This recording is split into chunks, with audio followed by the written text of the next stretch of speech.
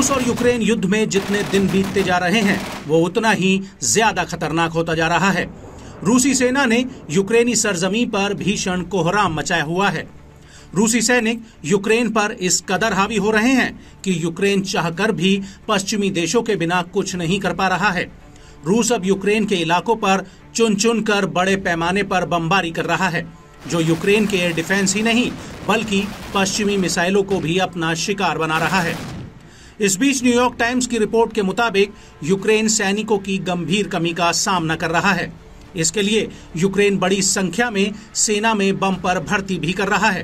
ताजा आंकड़ों की माने तो यूक्रेन की सेना में करीब 1.5 लाख नई भर्तियां हुई हैं, जिन्हें ट्रेनिंग देने के लिए राष्ट्रपति ज़ेलेंस्की अमेरिका और नेटो देशों से मदद की गुहार लगा रहे हैं। इसके लिए यूक्रेन ट्रेनर्स मुहैया कराने की अपील कर रहा है ताकि सेना में भर्ती नए जवानों को तेजी से मोर्चे पर भेजा जा सके। दरअसल नई भर्तियों में जवानों को युद्ध के दौरान अपनाई जाने वाली तकनीक और बचाव के तरीकों की ट्रेनिंग दी जानी फिलहाल बाकी है, जिसको लेकर ज़ेलेंस्की बेहद जोश में नजर आ रहे हैं। मगर पश्चिमी देशों से मिल रहे ढुलमुल रवैये के चलते वे अपनी नाराजगी भी जाहिर कर रहे हैं।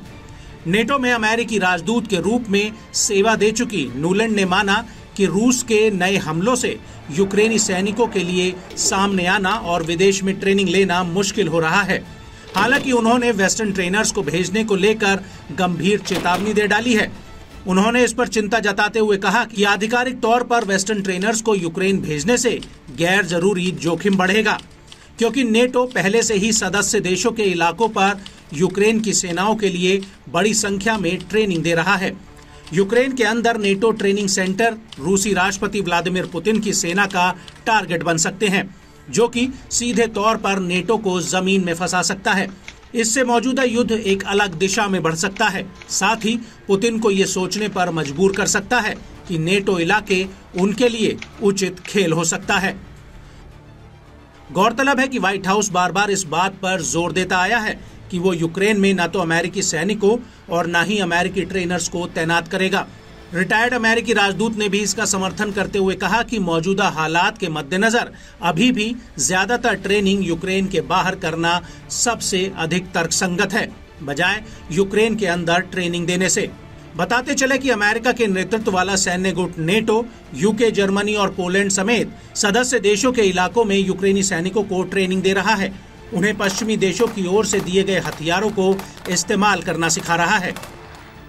इसी बीच एस्टोनियाई प्रधानमंत्री काजा कैलास ने दावा किया कि कुछ नेटो सदस्य देशों ने सैन्य कर्मी पहले से ही देश के अंदर यूक्रेनी सैनिकों को ट्रेनिंग दे रहे हैं। उन्होंने जोर देकर कहा कि इससे रूस के साथ सीधा टकराव नहीं होगा, क्योंकि सैनिक इसे अपने जोखिम पर कर रहे हैं। बताया जाता है कि एस्टोनिया और लिथुआनिया ने यूक्रेनी सैनिकों के लिए ट्रेनर्स भेजने या सहायक सैनिक भेजने के लिए समर्थन व्यक्त किया था। फ्रांस के राष्ट्रपति इमैनुअल मैक्रों ने पहली बार फरवरी में यूक्रेन में नेटो सैनिक भेजने का मुद्दा उठाया था और इसे एक ऐसा विचार बताया था जिसे खारिज नहीं किया जाना चाहिए। मई महीने की शुरुआत में रूसी रक्षा मंत्रालय ने अनुमान लगाया था कि मौजूदा साल ही यूक्रेन ने 1,11,000 से ज्यादा सैनिकों को खो दिया है। यूक्रेन अब तक नए कानून के जरिए हजारों अतिरिक्त सैनिकों को जुटाने की कवायद में जुट गया है। वॉशिंगटन पोस्ट ने भी अपनी रिपोर्ट में माना है कि पिछले 6 हफ्तों में रूसी सेनाओं ने यूक्रेन के मुकाबले ज्यादातर इलाकों पर कब्जा जमाया है, जो पिछले साल अपने असफल जवाबी हमले के 6 महीनों में कब्जा करने में कामयाब रहा था।